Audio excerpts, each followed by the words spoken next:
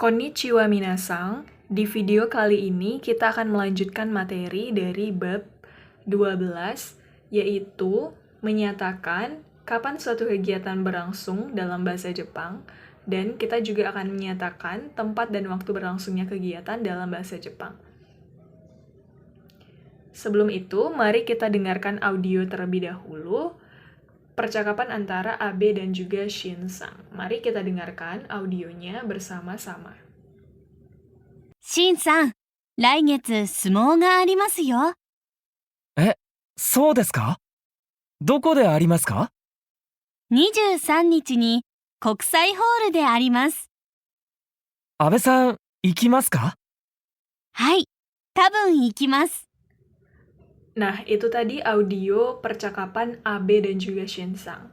Nah, kita bahas dulu ya, mereka tuh lagi bahas apa sih kira-kira? Abe nanya nih, Shin-sang, Raigetsu sumo ga arimashou. Nah, di sini karena dia bilang ga arimashou, berarti dia tuh menyatakan ya, bukan bertanya. Katanya bulan depan itu ada sumo. Nah, di sini ada posternya ya, ada sumo. Kemudian Shin-san nanya, doko de arimasu ka? Doko de arimasu ka? Di mana gitu. Kemudian Abe-sang bilang, 23 nichi ni kokusai horo de arimasu. Dia bilang waktunya dulu, yaitu 23 nichi, atau hari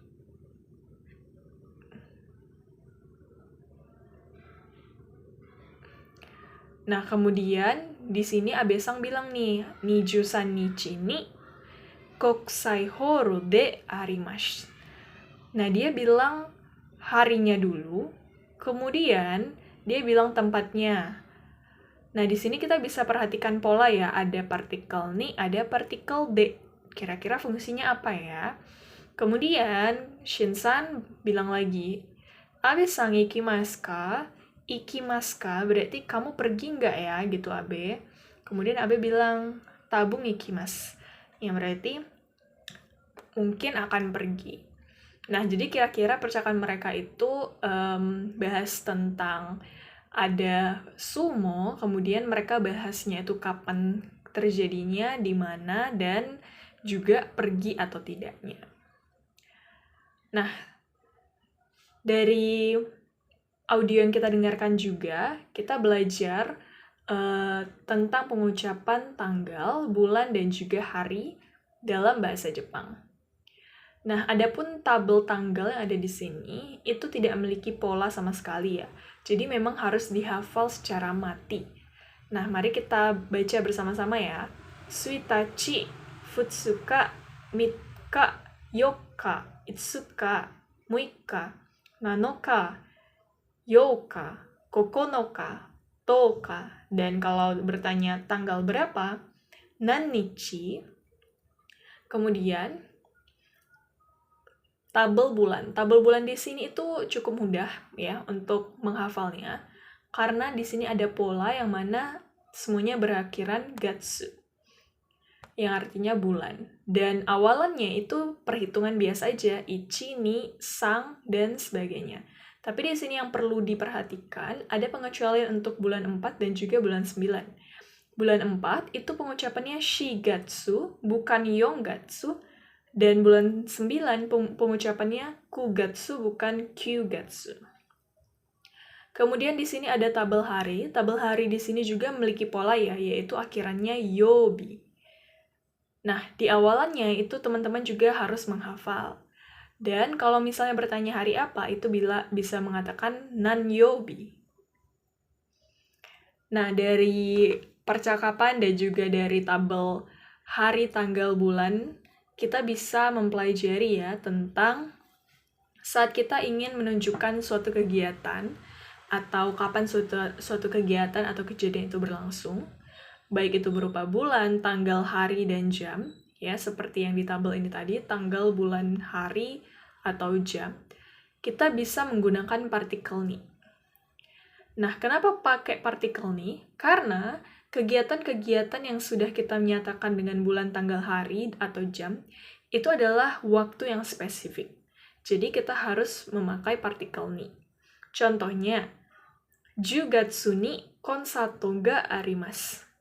Yang artinya bulan 10 atau Oktober itu ada konsato. Kemudian, contoh yang kedua adalah Getsuyobi ni shiai ga arimasu. Getsuyobi, hari Senin, itu ada shiai, pertandingan.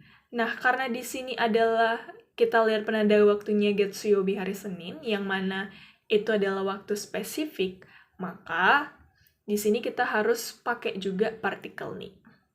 Tetapi, jika kita menyatakan suatu kegiatan ataupun kejadian yang mana penanda waktunya itu kita bilangnya hari ini, minggu depan, bulan depan, atau tahun depan, itu kita tidak usah memakai partikel ni. Kenapa? Karena diasumsikan bahwa penanda-penanda waktu ini itu tidak spesifik. Maka kita tidak usah memakai partikel ni. Contoh kalimatnya, Kyo pa 3 arimasu. Hari ini ada pesta, gitu. Nah, kenapa nggak spesifik? Karena hari ini itu kan bisa aja diasumsikan jam berapa, kemudian kapan, di mana, dan sebagainya, gitu ya. Kemudian, raishu testo ga arimasu. Minggu depan ada tes. Ya, minggu depan itu hari apa, jam berapa, kan ada pertanyaan seperti itu, gitu ya. Maka kita tidak usah pakai partikel ni. Kemudian, di sini kita belajar juga ya, perbedaan antara partikel ni dan partikel de. Kalau partikel ni, ya seperti yang udah kita bahas juga sebelumnya, itu berarti kita menyatakan waktu atau kegiatan itu diadakan. Nah, di sini harus kita pakai penanda waktu yang spesifik, yaitu hari, tanggal, bulan, atau mungkin jam. Contohnya, doyobi ni ibento ga arimasu. Nah, tapi kalau misalnya waktunya nggak spesifik, contohnya ashita, yaitu besok, itu kita nggak usah pakai partikel ni. Contohnya, ashita testo ga arimasu, gitu. Nah, itu kalau ni ya. Kalau partikel D gimana? Kalau partikel D itu hanya fokus untuk menerangkan tempat berlangsungnya acara atau kegiatan. Kita pakai partikel D. Nah, ingat ya, itu tempat. Tempat itu bisa aja sekolah, rumah, atau mungkin halaman, dan lain sebagainya. Intinya tempat. Dan tempatnya itu harus menerangkan acara atau kejadian itu berlangsung. Contohnya, Gakko de matsuri ga arimasu. Gakko, sekolah. Gakko de matsuri ga arimasu. Akan ada matsuri, gitu.